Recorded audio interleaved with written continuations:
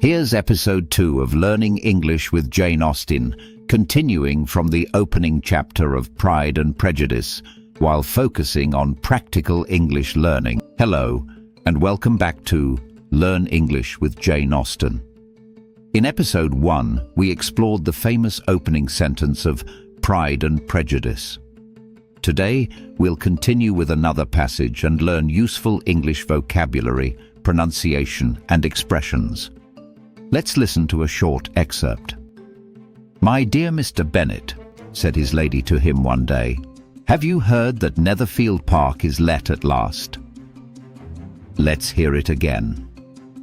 "My dear Mr. Bennet, have you heard that Netherfield Park is let at last?" Now, let's understand what it means.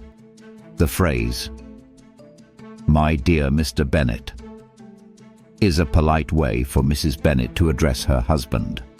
In Jane Austen's time, people often used formal titles like Mr., Mrs., and Miss. Next we have you heard?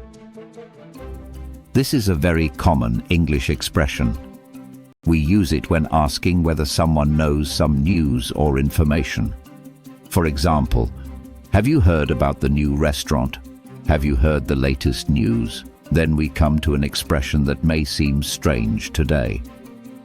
Netherfield Park is let at last. In modern English, let can mean allow, but here it has a different meaning. In British English, especially in older English, to let means to rent out a property. So Mrs. Bennet is saying that someone has rented Netherfield Park. And the phrase, at last, means finally. For example, the train arrived at last. We finished the project at last. Now let's look at some useful vocabulary. Dear. A friendly or affectionate way to address someone. Example, my dear friend. How are you? Heard.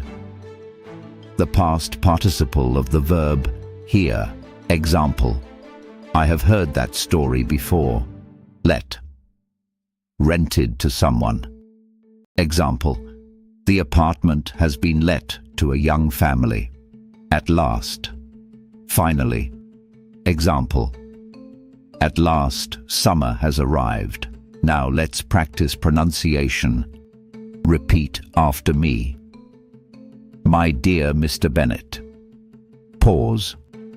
Have you heard? Pause. Netherfield Park is let at last. Pause. Excellent.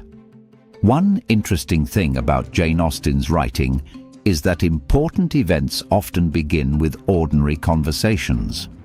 In this scene, Mrs. Bennet is excited because a wealthy newcomer has arrived in the neighborhood.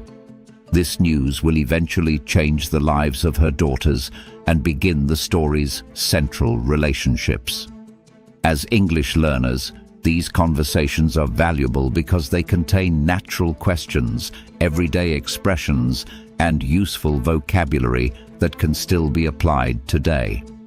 Thank you for joining me for Learn English with Jane Austen, Episode 2. In our next episode, we'll discover why Mrs. Bennet is so excited about the new tenant of Netherfield Park and learn more English from Austen's timeless dialogue. See you next time, and happy learning.